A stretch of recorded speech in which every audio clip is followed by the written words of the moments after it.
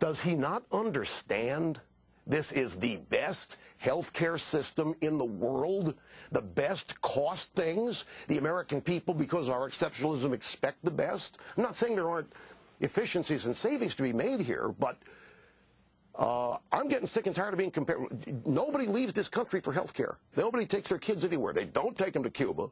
They don't take them to Great Britain or Canada. Everybody in the world comes here for their health care. There's nothing wrong here structurally with the care that we get. This is an insurance problem, catastrophic problem, basically. This is not the way to fix health care. This is not the way to reform it. How would you fix it? Well, long term, easy. The answer is easy. Health care, other than catastrophic, accident, severe illness, health care's got to be priced the same way a hotel room is or a car is. You want to stay at the Ritz, you pay for it. You want to stay at a Motel 6, you pay for it. We don't have insurance for hotels. We don't have insurance for airplane travel. We have it for health care because the government's been paying it, or insurance companies have been paying it for 50 years. People have now assumed it's their right to have it because they're Americans. Now, that would take a while to use. Health savings accounts could get the ball rolling on that. But a first thing, catastrophic insurance is what the government ought to provide, or what people, somebody, the ordinary, everyday doctor visits, checkups and so forth, pay for it yourself or go buy your own policy that you can afford that covers what you want covered if you don't want to pay for it yourself. And then have the catastrophic stuff that everybody's worried about wiping them out. You would save so much money. Continuing with Rush Limbaugh, and one of the topics on everyone's mind, health care. And believe it or not, Rush has a lot to say. Suppose that the woman doesn't go for annual visits and has a lump in her breast. That's not, I mean, that would not be a catastrophic visit. It turns into a catastrophic problem when you don't do the annual visits. What about that situation? Well, what do you want to do with that situation? I don't even. I'm posing the problem. I don't. See, I don't know. I think that the premise of the question is where we're going wrong here. Okay. Because the premise of your question relies on this woman having been irresponsible. She had a lump, she didn't get it checked out. Or she didn't have a lump, she didn't get it checked out. She didn't do her regular checkups. And all of a sudden one day they discover a lump and the treatment is expensive. What do we do about this? Well, what Obama's going to do, say, well, you didn't get checkups, you didn't do this, well, we're going to have to limit our coverage. You didn't live right. You didn't do what you're supposed to do. What did you do that caused the lump? We have put out guidelines on what you can do to avoid breast cancer. Did you do those? That's what it's going to come to. But there are two issues. There's the one woman who has the lump and is irresponsible, may even have health insurance. I'm not saying she's been irresponsible. We have freedom. If she doesn't want to go to the doctor, she doesn't have to go to the doctor.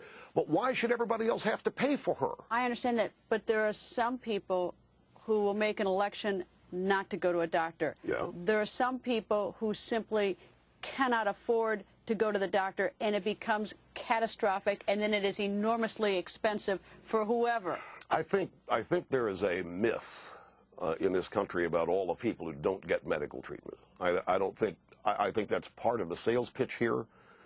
I've talked to a number of doctors, surgeons, ER, intensive care. Patient comes in, they get treated, whether they can pay or not, and they're sent a bill if they don't have insurance.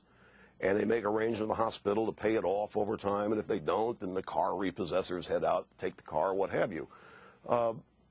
People get treated in this. You walk into the emergency room, by law, you have to get treated.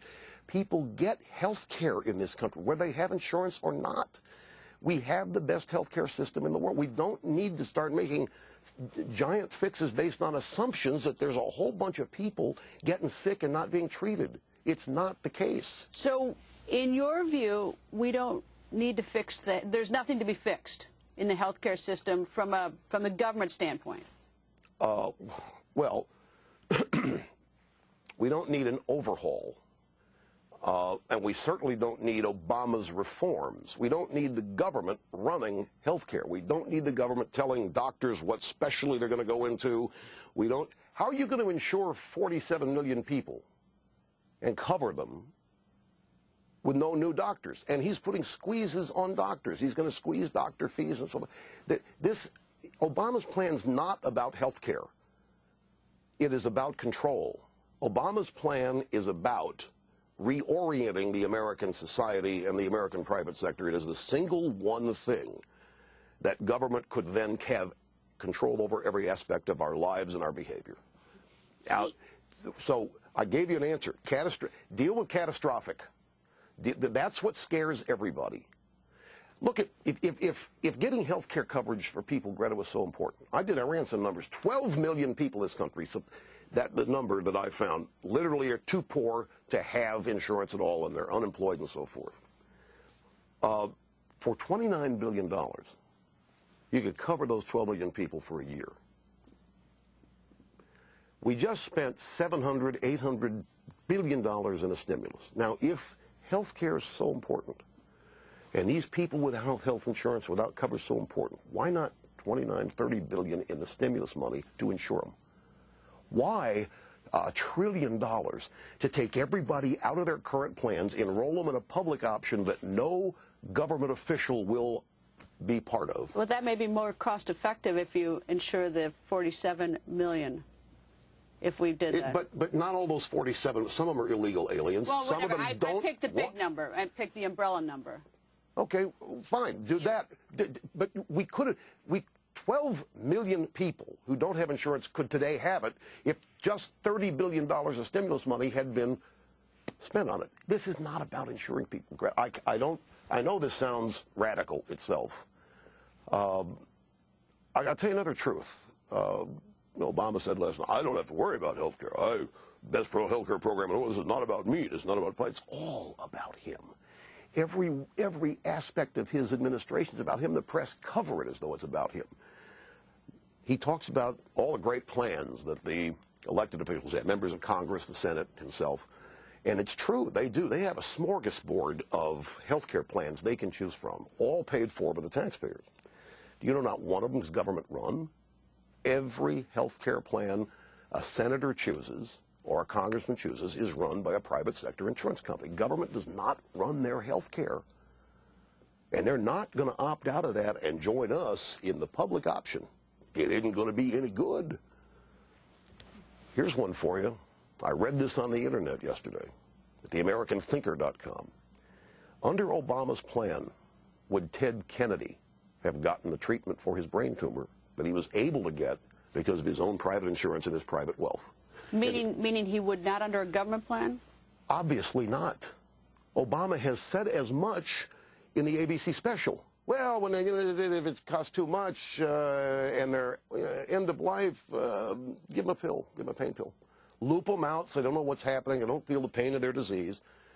It makes perfect sense. If the government is going to decide who gets health care and who doesn't, there's going to be criteria. Why invest all the money to treat somebody 76 to 80 or older with a terminal disease?